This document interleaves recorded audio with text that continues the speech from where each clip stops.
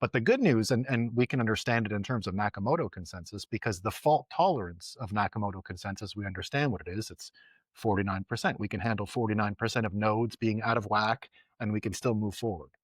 The World War II consensus is not up to 49%. It's like 20%, 15. I don't know what it is, but it's not a lot. If you have just a little bit of doubt, just a little bit of debate, the whole architecture comes down. And that's why you're seeing the fiat apocalypse spit up all of these crazy, incongruous worldviews and points of view, because the World War II consensus model, to frame the world in terms of good versus bad, with the limit of its fiat information system being capped, the amount of tolerance that it can actually sustain now being bridged. I think we've got the Russians giving JFK files to America today or something that's in the news. So again, this is more World War II consensus type stuff getting melted apart. So here's the knots versus core, to bring it back to knots versus core and where I think things are going, and why I think with the World War II consensus model collapsing. And again, the World War II consensus model, because the fault tolerance is so low, it can't really handle getting too many stupid Joe Weisenthals in the marketplace of ideas. It can't really handle too many Bitcoiners asking questions about reality, asking questions about the financial system, its collusion with the marketing system, the media. Once you ask too many of those questions, that's why the marketing system has to go into overdrive and has to stop the slippage from happening. It has to catch up to the consensus, the fault tolerance of the consensus mechanism. And so that's why it's spitting out constant Hitler references now, because it's breaking. But what I saw from Knots versus Core is where we're headed, and it's very recognizable to the world we used to know. When fault tolerance of the World War II model of good, evil, Nazis, institutions, you don't have to have this whole paradigm in your head in order to have a worldview anymore. You can actually move to a world where we don't have to agree on everything. And Bitcoiners are proving this. We can go forward together, even though we disagree, even about fundamental things. Knots versus core, I agree, it got into some kayfabe areas and all that, but none of that matters in the end, because realistically, you've got a market, and we're going to go back, it looks like anyway, with Bitcoin to the way the world worked before Hitler and the World War II consensus, which is all these institutions that work together to stop great men of history won't be able to do it anymore. And you're going to have Bitcoin and a Nakamoto consensus where we can argue about anything and still move forward. We still have the psychological consistency to be able to have commercial agreements, to push forward, have an economy that works. And the Nakamoto consensus model really underlines, I think anyway, you're already seeing it. You know, I saw there was a story this summer about what's his name in England. He had the podcast, What Bitcoin Did, very famous podcast. Peter Yeah, McCormack. yeah, yeah. They called him the Bitcoin Batman this summer for creating his own police force, right? This is where we're headed. We're headed to a world of, and Elon Musk would be another example, right? It's kind of superhero abilities, jets and rockets and all this kind of stuff. Trump himself got into Bitcoin originally as an NFT card of superheroes, right? So you're getting back to a world where great people just using the market can rise above the state, can rise above all these things. So it's good and bad. You're going to get bad people too that are Bitcoiners. I don't think we can deny that. But Nakamoto consensus allows for us. It's actually a great testament that we can fight like this as intensely as we do and still move forward. Now I understand there's bad blood and people got upset and this and that, but that's why I thought there was a note by NVK, which was just so great about all this. Like, you don't have to upgrade. You can just not bother. You don't have to pay attention to this. And again, that's just this third rail that Bitcoiners always have. You can get heated about the knots guys, heated about the core piece, but you can also just not bother. And that's what's allowing all of this ego death and the stay humble part of stay humble stack sats on a Nakamoto consensus model is going to produce great people, superb people, some evil people for sure, but we can still move forward and get along. We don't have to get caught in this cycle where everyone has to agree about Israel. Everybody has to agree about this. Everybody has to agree about abortion, and everybody has to, we can get beyond that. And so that's what I see, what I saw about the knots versus core. It's just proof that Nakamoto consensus is a model to move forward. is starting to show its benefit over the World War II consensus model, because simply the fault tolerance of Nakamoto consensus and reorienting ourselves to the great men of history, great women of history type narrative, which was always how we were run. I mean, it's the best streets in your country were made without a bureaucracy. They were made because of great men and women of history that said, hey, I'm going to build a beautiful road between Salzburg and Vienna, and it's going to be the best, and everyone's going to use it forever. This was not done through taxes. It was not done through institutions. None of that happened. Smart, wealthy, successful people. It would be the same today. I don't know if you have Walmart in Europe or you got Amazon. There's no way there's no way Jeff Bezos is letting the streets upon which he delivers Amazon products go to shit. Like a $5 subscription will probably fix all of our roads, all of them. And so we're going to be able to question the usefulness of government, the applicability of government, how much can get done with people just being let off the leash, being super successful. Nakamoto consensus, Knots versus Core, to me proved that the Bitcoiners that can disagree but still move forward is a huge advantage psychologically over what World War II consensus offers, which is if you don't agree entirely, the fault tolerance of the consensus mechanism breaks down immediately. If two people don't agree that Hitler is the worst thing that ever happened, there is no World War II consensus anymore. And you're getting more and more of that. You're getting more and more people say, well, Hitler was, now I don't like the opposite, right? I don't want to hear about Hitler was right about everything. It's not what happened, right? He was a very evil guy. So that's the worry. Like World War II consensus opposite is not the real thing. Nakamoto consensus, where I don't have to agree with you about Hitler. You can go and believe he's the worst ever. I'm going to keep Stalin as my gold medalist of 20th century murder and killing. He's my winner, right? But it doesn't matter to Bitcoin. Like, what difference would it be to you if, right? So that's how I see the Knots versus Core. It's actually a huge endorsement of Bitcoin's ability to tolerate different opinions and still move forward. I'm looking forward to Lugano. There will be, I don't know if you've seen it, but there's a debate with, I think Stephen Livera is the moderator. There is Luke, there's Bitcoin Mechanic on the Knot side, and then there's James and Lob. I forgot the fourth guy that is arguing on that, but like basically two core guys and two Knots guys. Very cool. And it's like, I'm so looking forward to it. Not that I like get a new argument out of it. I probably heard everything they will say. But I just want to see how they interact in person and not like behind the Twitter screen, because it's very different in my opinion. Now, I like I have so many more topics I want to cover, but like I think I want to have one more thing in there because I teased it before with IQ. You probably have heard of Young Hong Kim, and he just posted something new today, and I found it so hilarious. And kind of want to get your take on it. I will just quickly read it. Like he is, I think. Confirmed by something that he is the highest IQ in the world with 276. And first he came out and said like, oh, like Bitcoin is like smart people have to buy Bitcoin and all of that. Before he went on and said like, I will create a second Bitcoin. A lot of Bitcoin actually cheered him on, like rightfully so, because he talked good things about Bitcoin. And now, like he started to say, oh, he will create on Christmas Eve a second Bitcoin, and he will be celebrated as the second Satoshi. And I thought that post is really interesting. Dear everyone, I could never be part of any scam, which is a great way to start a post. I act with full responsibility in the name of Jesus Christ and for my son, Kim. This is why my second Bitcoin will be created to prepare humanity for the second coming of Jesus Christ.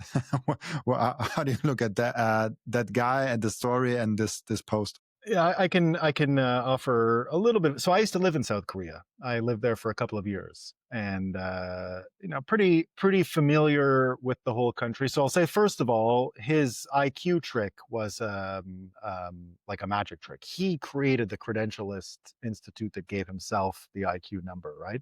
So which I'm not, which I'm fine with, because All of these groups have done self-reported IQ forever anyway, because IQ, it's like, penis size kind of, like you're not really going to get an accurate measure. And I loved Trump did this years ago where they were giving the IQ of all the presidents, but Trump self-reported his because all IQ is self-reported.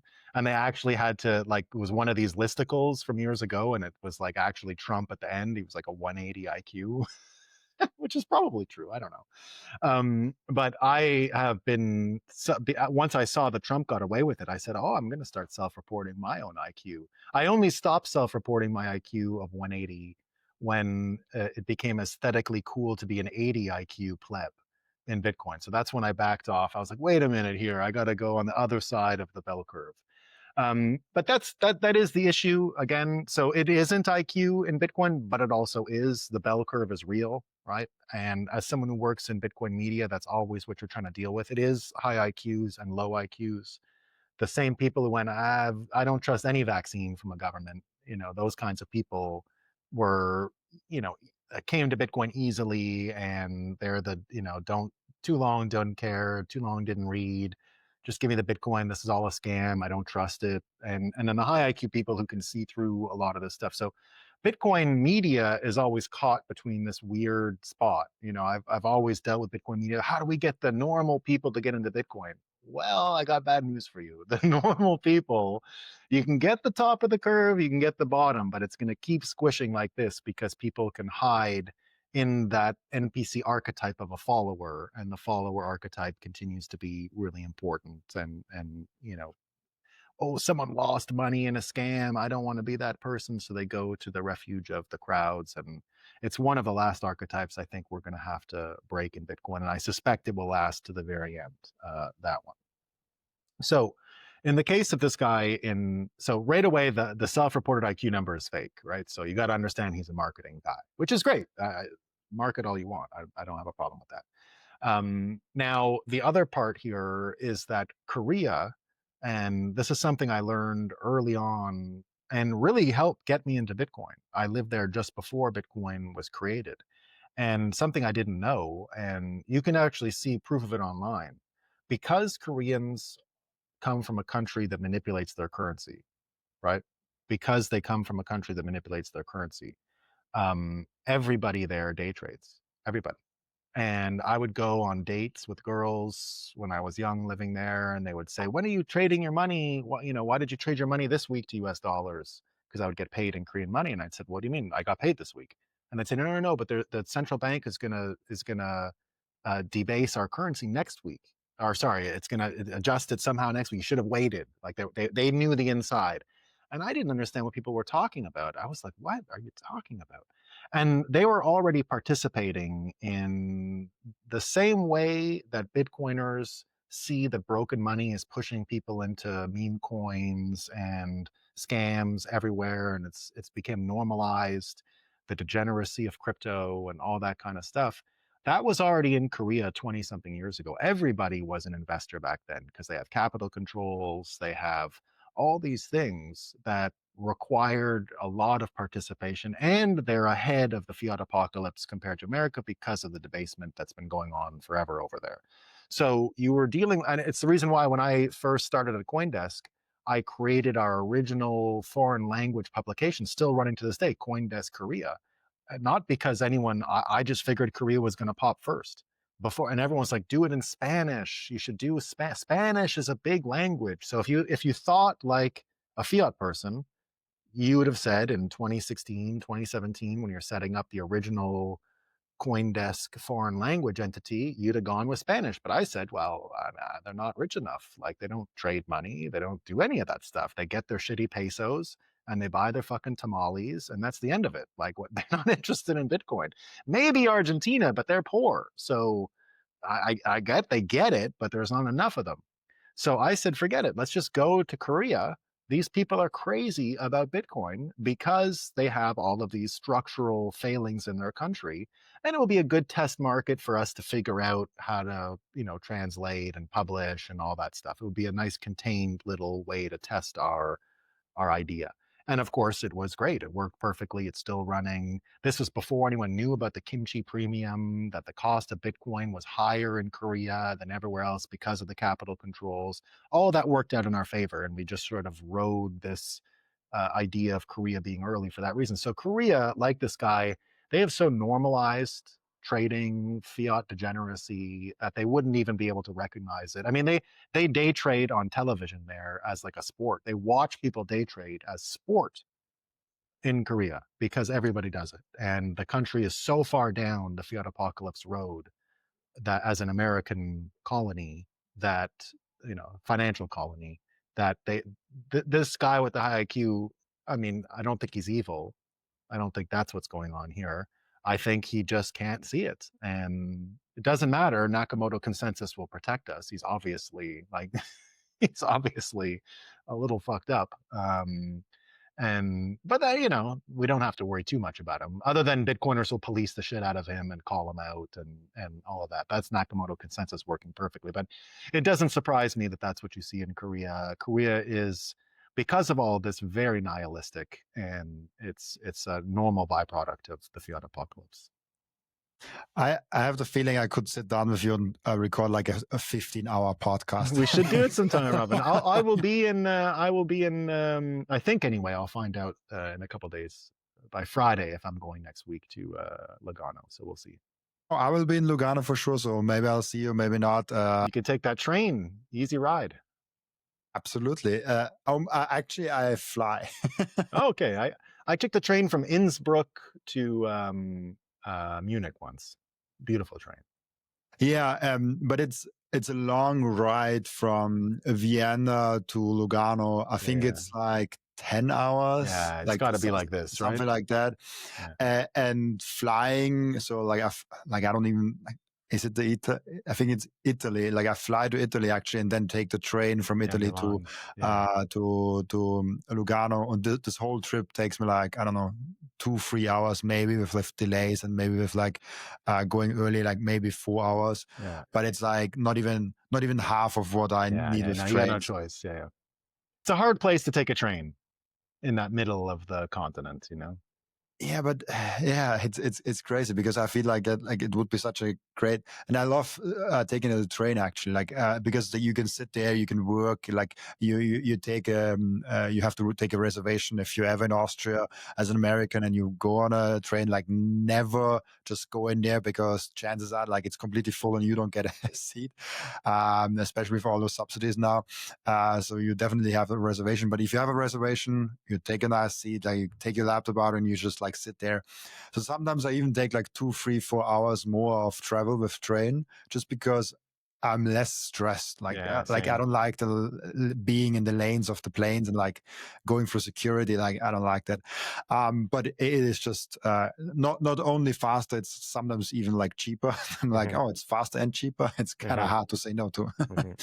But yeah, I have one question to ask each and every one of my returning guests, and the question is: what have you learned outside of Bitcoin since your last appearance?